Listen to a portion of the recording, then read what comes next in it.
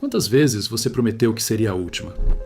Quantas noites você disse para si mesmo que, no dia seguinte, tudo mudaria? Mas caiu de novo no mesmo ciclo, na mesma vergonha, no mesmo silêncio que ninguém vê. E o mais pesado nem é o erro em si. É o que vem depois. É aquela sensação sufocante de fraqueza, de culpa, de distância, como se cada queda arrancasse um pedaço da sua identidade. Presta atenção no que eu vou te dizer agora, porque isso pode mexer com você de um jeito desconfortável, mas necessário. O seu maior problema talvez nunca tenha sido o desejo. O que realmente está acabando com muitos homens é o desânimo profundo que nasce depois da queda. Porque quando um homem entra em desespero, ele para de lutar por dentro. É por isso que tanta gente continua presa. Não porque seja incapaz de vencer, mas porque foi convencida a acreditar que já está quebrada demais para recomeçar. Essa é a armadilha mais cruel. O erro derruba, mas a vergonha prolongada paralisa. E quando um homem para de acreditar que ainda pode se levantar, ele começa a aceitar uma versão fraca de si mesmo como se fosse seu destino. Só que não é. A batalha contra os impulsos, contra a fuga fácil, contra os atalhos que destroem sua mente, pode se tornar justamente o fogo que foge à sua disciplina. É nesse confronto que você aprende oração com sinceridade, silêncio com profundidade, autocontrole com prática e força com verdade. Sem luta, muita gente jamais conheceria a própria capacidade de transformação. Agora olha para a sua rotina com brutal honestidade. Quanto da sua vida está sendo trocado por conforto barato? Quanto do seu futuro está sendo vendido por minutos de alívio? Enquanto você se anestesia com tela, distração, fantasia e dopamina rápida, a vida real continua cobrando. As contas continuam chegando. O corpo continua refletindo seus hábitos. A mente continua sendo moldada pelas suas escolhas. O tempo continua correndo. Quanto mais você adia, mais pesado fica. Quanto mais você se acostuma ao mole, mais difícil a realidade parece. E aí nasce um ciclo covarde. Você se sente fraco, busca prazer para escapar, escapa e se sente ainda mais fraco. Isso não é descanso, isso é erosão lenta. É um tipo de suicídio da potência, só que feito em parcelas silenciosas. E o pior é que, no fundo, você sabe que nasceu para mais. Ninguém carrega sonhos no peito por acaso.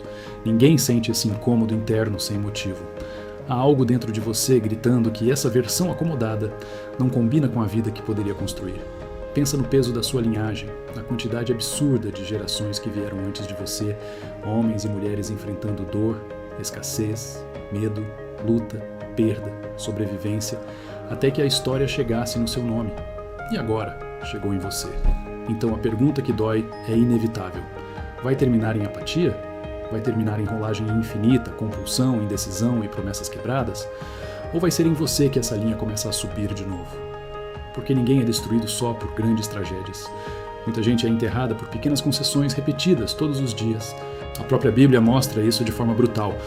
Homens fortes, escolhidos, talentosos, respeitados, foram derrubados não só por inimigos de fora, mas por fraquezas que não dominaram por dentro. Sansão tinha força para enfrentar ameaças que assustariam qualquer um, mas não soube proteger a própria alma daquilo que o enfraquecia. Davi, um rei admirado, também tropeçou quando baixou a guarda diante do desejo.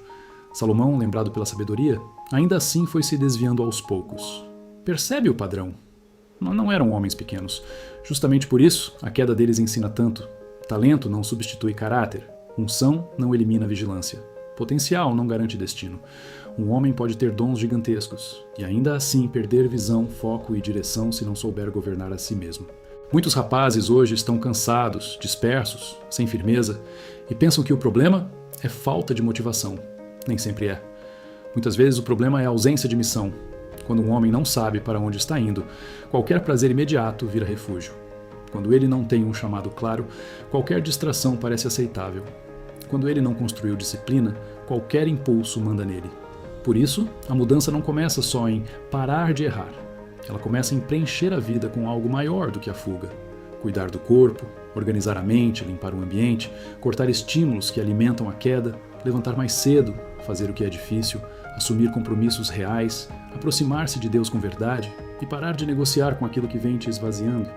O propósito não cresce num coração dividido entre construção e sabotagem. Então escuta isso com seriedade. O ano ainda não acabou. A sua história ainda não acabou. E o homem que você pode se tornar ainda não morreu. Mas ele não vai aparecer por acidente.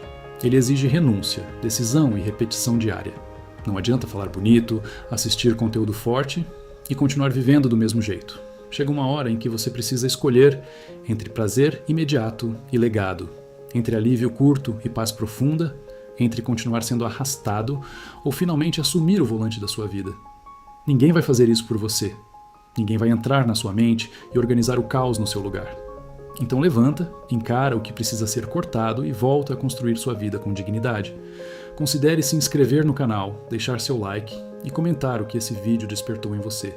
E se quiser dar o próximo passo nessa reflexão, veja o vídeo que está aparecendo na sua tela agora.